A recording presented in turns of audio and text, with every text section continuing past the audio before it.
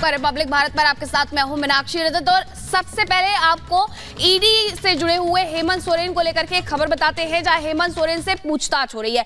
5 दिन की जेल में भेजा गया और ऐसे में लगातार उनसे पूछताछ हो रही है।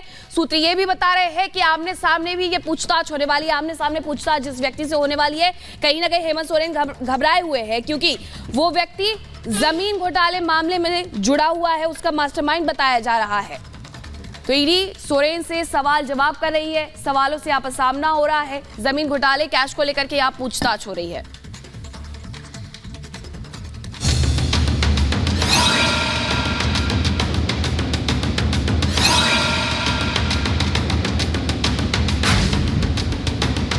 जुड़ेगी कड़ी से कड़ी, भ्रष्टाचार पर प्रहार की घड़ी।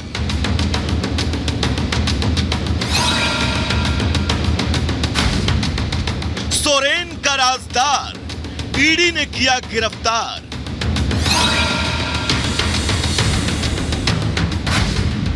सवालों के घेरे में सोरेन, भानु से होगा आमना सामना।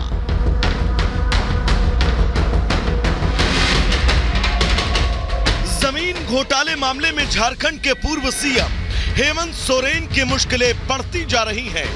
सोरेन 5 दिन की रिमांड पर हैं। इस दौरान ईडी सोरेन से पूछताछ कर रही है। शनिवार को ईडी ने बड़गाई जमीन घोटाला मामले में हेमंत सोरेन से पूछताछ की।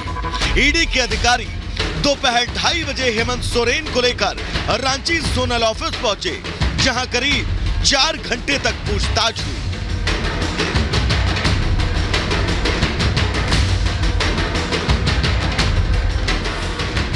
ईडी ने सोरेन के लिए सवालों की लंबी फहरिस्त तैयार कर रखी थी। ईडी की पहले दिन की पूछताछ में बैंक ट्रांजैक्शन और दस्तावेजों को लेकर सवाल पूछे गए। कुछ सवालों को दोहराया गया, लेकिन सोरेन इन सवालों से बचते नजर आए। ईडी ने दिल्ली से बरामद 36 लाख कैश के बारे में भी सवाल किए। सूत्रों की माने तो ईडी ने जमीन घोटाले से जुड़े कई दस्तावेज सामने रखकर सवाल दागे, जिससे हेमंत सोरेन बचते नजर आए। पूर्व सीएम से पूछताछ के लिए ईडी के पास अभी 4 दिन का वक्त है। ऐसे में ईडी पूछताछ में कोई कमी नहीं छोड़ना चाहती। ऐसे में ईडी ने घोटाले के मास्टरमाइंड और तत्कालीन राजस्व उप निरीक्षक भानु प्रसाद को रिमांड पर लेने की कोशिश भी की। ईडी ने 31 जनवरी को भानु प्रसाद को इस मामले में प्रोडक्शन पर लेने के लिए पीएमएलए कोर्ट से आवेदन किया था, जिसकी अनुमति मिल चुकी है। सोमवार को ईडी भानु प्रताप को रिमांड पर लेने के लिए याचिका लगाएगी। भानु प्रताप की रिमांड मिलते ही हेमंत सोरेन पर ईडी का शिकंजा और सख्त हो जाएगा। ईडी के अधिकारी हेमंत सोरेन और भानु प्रताप को आमने सामने बैठाकर पूछताछ करेंगे। जिन सवालों से सोरेन बच रहे हैं, हो सकता है उसका जवाब भानु दे दे। ईडी दोनों के पुराने और नए जवाबों का मिलान भी करेगी। जमीन घोटाला मामले में भानु प्रताप प्रसाद इतनी अहम कड़ी क्यों है, वो भी हम आपको समझाते हैं। दरअसल भानु प्रताप के मोबाइल से सामने आया था हेमंत सोरेन का नाम। सोरेन के अवैध तरीके से जमीन अर्जित करने की जानकारी मिली थी। भानु के मोबाइल से कई चैट और डेटा के जरिए जानकारी सामने आई थी। मोबाइल कैश ट्रांजैक्शन की भी जानकारी भानु प्रताप के जरिए ही मिली थी।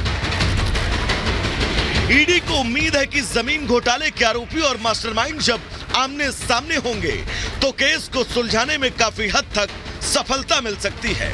अगर सोरेन और भानु के जवाबों में विरोधाभास दिखा, तो झारखंड के पूर्व सीएम की मुश्किलें बढ़ना तय है। Bureau report, Republic Bharat. जमीन घोटाला मामले में झारखंड के पूर्व मुख्यमंत्री हेमंत सोरेन की मुश्किलें लगातार बढ़ती जा रही हैं। ईडी के आप 4-5 दिनों के रिमांड पर हैं। आज उस सवाल जवाब का दूसरा दिन है, लेकिन ये समझना बहुत जरूरी है कि आखिर ये जमीन घोटाला है क्या और इस घोटाले में हेमंत सोरेन का नाम कैसे आया। इस रिपोर्ट में देखिए।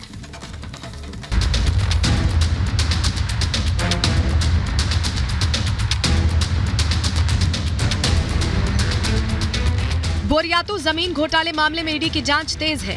झारखंड के पूर्व सीएम हेमंत सोरेन 5 दिन के रिमांड पर हैं। मामले की सभी परतों को खोलने के लिए ईडी मामले के मुख्य आरोपी और हेमंत सोरेन का आमना सामना कराने वाली है, जिसके बाद भ्रष्टाचार की कई और परतों का खुलासा हो सकता है।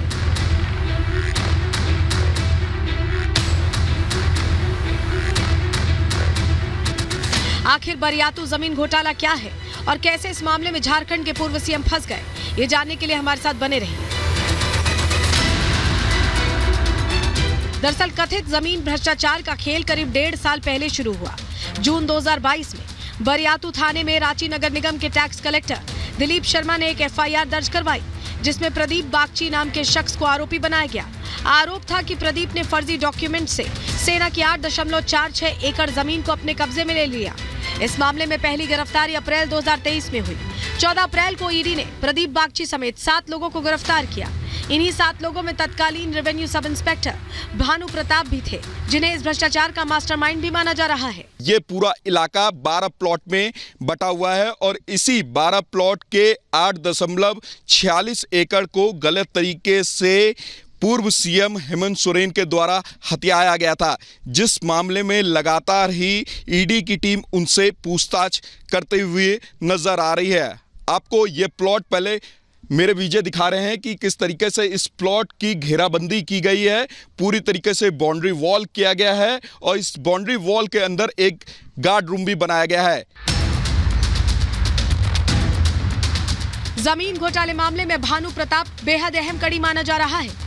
मामले की जांच के दौरान भानु के घर से कई फर्जी दस्तावेज भी बरामद हुए थे, जिनसे यह साबित होता है कि जमीन घोटाले के केंद्र में यही शख्स है। ईडी के द्वारा जब भानु प्रताप से पूछताछ की जाती है, जो कि कहा जा रहा है कि उस समय रेवेन्यू ऑफिसर थे, उनसे जब पूछताछ की गई तो ये मालूम चला कि जो आदेश था सर्वे का वो सीएम ऑफिस से आया था। उदय कुमार नाम के व्यक्ति ने ये आदेश दिया था और आदेश सीओ मनोज कुमार को दिया था और मनोज कुमार ने ही ये आदेश आगे बढ़ाते हुए भानु प्रताप को कहा था कि आप जा करके इसका सर्वे करें। भानु प्रताप से ईडी की पूछताछ में पूर्व सीएम हेमंत सोरेन का नाम सामने आया। जांच के दौरान मिले मोबाइल फोन में भी हेमंत सोरेन से चैट की बात सामने आई। जो भानु प्रताप हैं, उन्होंने ईडी को बताया कि बॉस सीएम को कहा जाता है। सीएम हेमंत सोरेन का नाम ही उपनाम यहां पर बॉस रखा गया है। और जब ईडी ने अपने जांच का दायरा बढ़ाया और भानु प्रताप के घर पे छापेमारी का काम किया तो ये निकला कि जमीन के पेपर जो थे वो भानु प्रताप के यहाँ पर मौजूद थे। जो असली पेपर थे वो भानु प्रताप के यहाँ पे मौजूद थे और जो नकली पेपर बनाए गए थे वो कार्यालय में थे। जहां ईडी की जांच में हेमंत सोरेन और भानु प्रताप का कनेक्शन सामने आ रहा है, वहीं सोरेन इस पूरे मामले से पल्ला झाड़ते हुए खुद को पाक साफ बता रहे हैं। ऐसे में ईडी ने भानु और सोरेन को आमने सामने बैठाकर पूछताछ करने की तैयारी कर ली है। सोमवार को भानु को रिमांड पर लेने के लिए याचिका लगाई गई है। भानु प्रताप की रिमांड मिलते ही ईडी सवालों की नई लिस्ट लेकर हेमंत सोरेन से पूछताछ करेगी। Bureau report, Republic Bharat.